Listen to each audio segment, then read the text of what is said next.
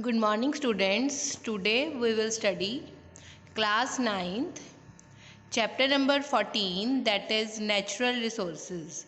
In previous lecture we had read about the biotic and abiotic components of the environment, and also we come to know about the biosphere, hydrosphere and the atmosphere.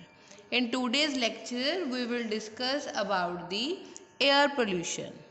As we know, the level of oxides of nitrogen and sulfur goes on increasing, and it also impact the quality of air uh, since our childhood. Since we know that the oxides of nitrogen and sulfur are increasing and they are very harmful for human, and it affect the life and affect us and the other life forms. So here the fossil fuels like coal and petroleum contain small amount of nitrogen and sulfur. But when these fuels are burned, nitrogen and sulfur also burn and produces different types of oxides of nitrogen and sulfur. These are very harmful for us.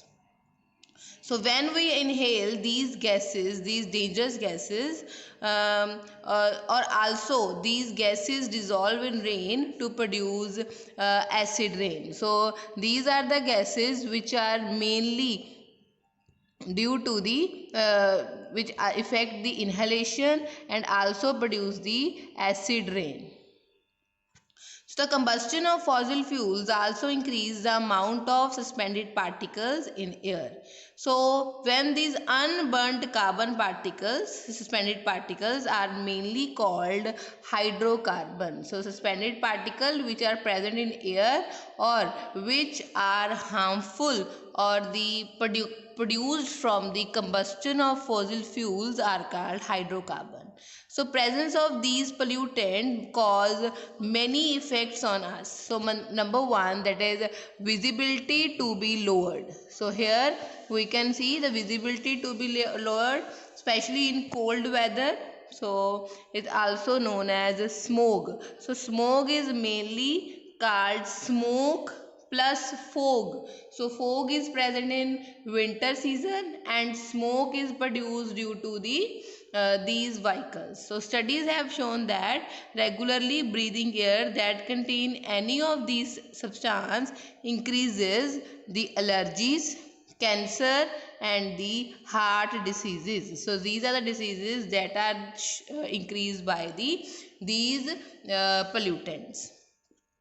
An increase in the content of these harmful substances in the air is called air pollution. So what is air pollution? If any of these substance, the amount of these substance goes on increasing, then we can say that it is called air pollution.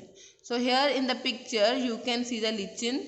So it is a picture which shows the different organisms. So organism kind lichens, so they are found to be very sensitive. So because they are because when the sulfur dioxide get contaminated, so these are very effective, so the growth decreases. So the level of polluting substance near roads and away from roads are also increases. So there are number of factors that are responsible for the increasing the air pollution in our environment. So next is water, a wonder liquid. As we all know, water occupies a large area of the earth's surface. It is also found in underground, some in the form of water vapor. So some are found in seas and ocean. So some are frozen ice caps at the two poles. So underground water and the water in river are called, ponds and lake is called fresh water. So mainly this water is called fresh water. The availability of fresh water is varies from place to place. So every summer some has faced a shortage of water. Rural area water supply system is not installed, but the water is very important for all the living organisms. So they have to spend amount of time to getting that water from far away sources. So many municipal corporations are trying water harvesting technique. What is water harvesting technique? These are technique which is used to improve the availability of water. So question arises, why water is so necessary? So why water is so necessary? So answer to this question, so we know all the organism required water. All cellular processes can take place in water medium. All the reaction within our body and within cells occur between the substance they are dissolved in it. So these are the important points which are helpful to tell us about why water is important. So substances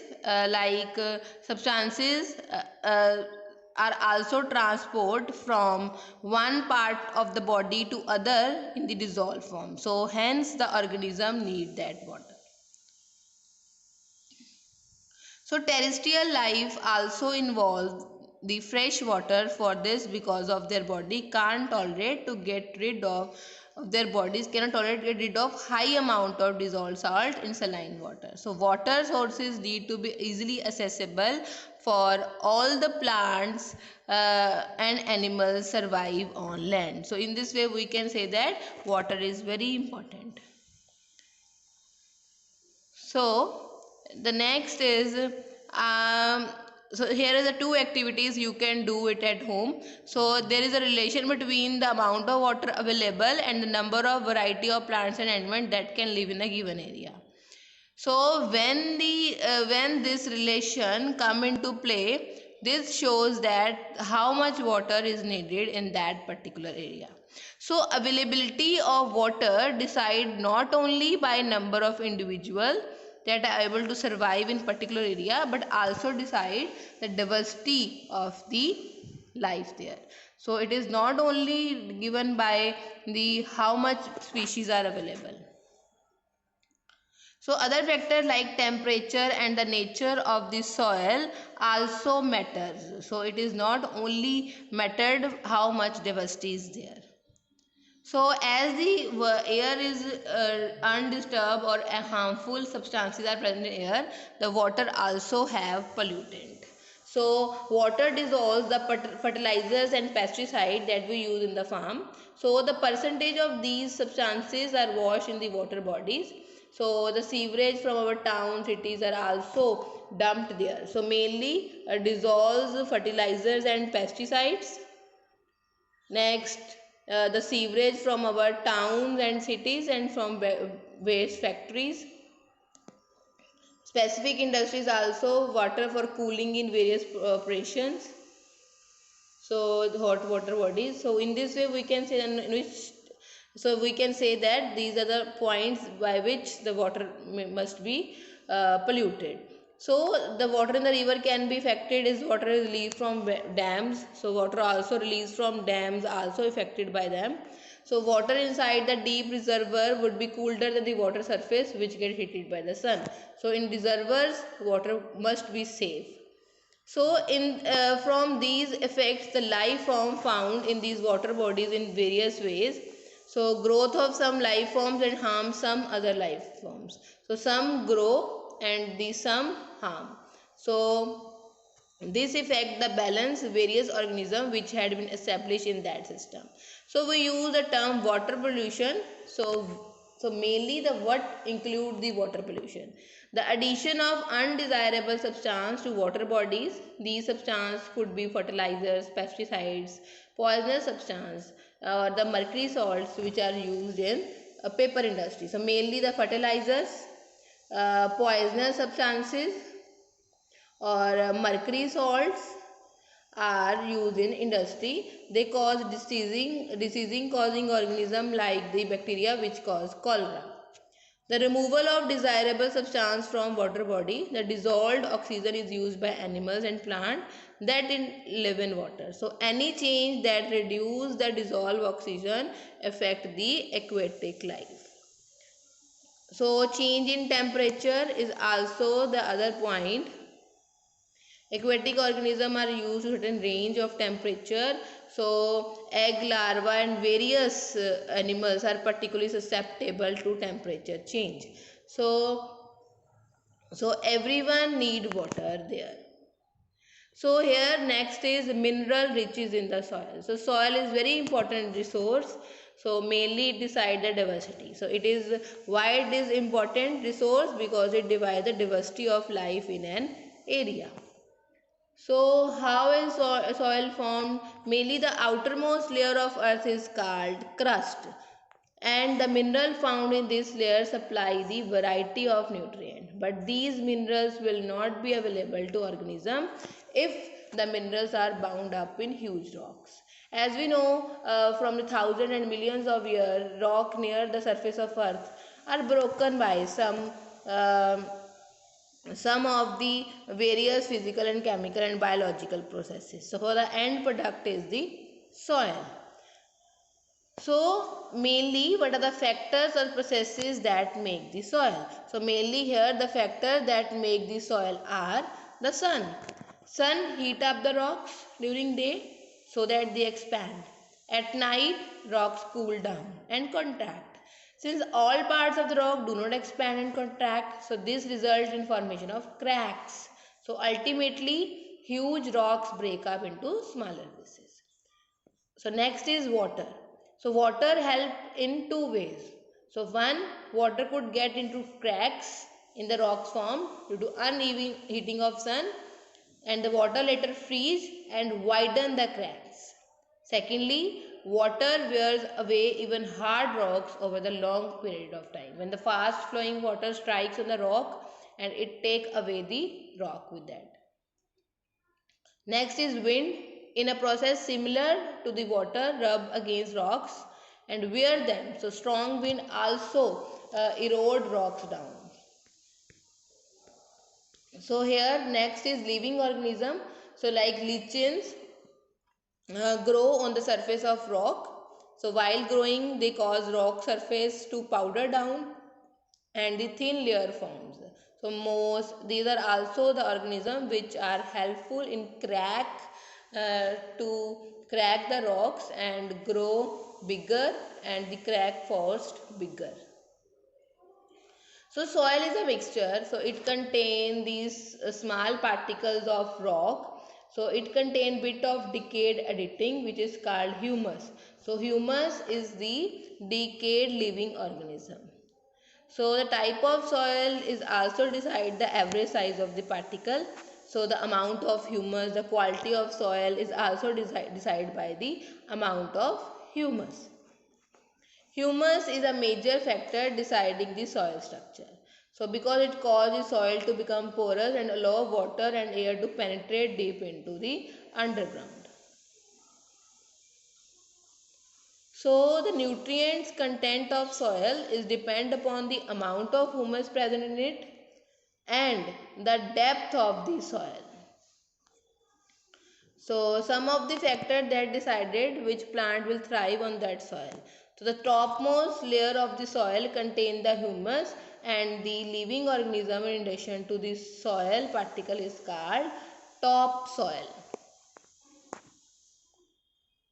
So modern farming practices like fertilizer and pesticides for long destroy the soil structure.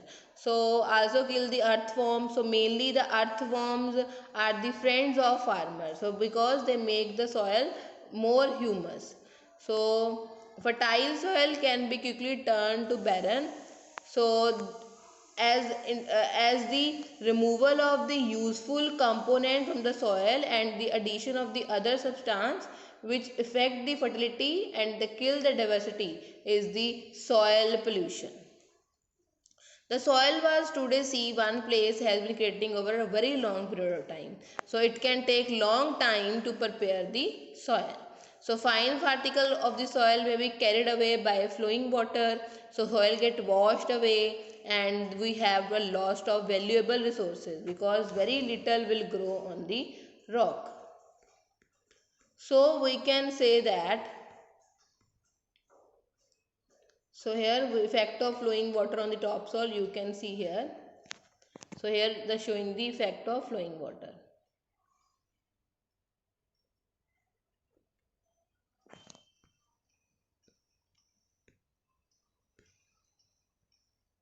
So next you can see the roots of plant have important role in preventing soil erosion. So mainly soil erosion is the soil pollution. So the large scale deforestation also destroy the biodiversity. The topsoil that is bare of vegetation is also removed very quickly. So the process of soil erosion is very difficult to reverse. So vegetative cover on the ground has a role in the percolation of water in the deeper layer too. So in this way we can say that the soil pollution or the soil is very important for the development of life, and these are the important component natural resources which are needed by all the organisms. Thank you.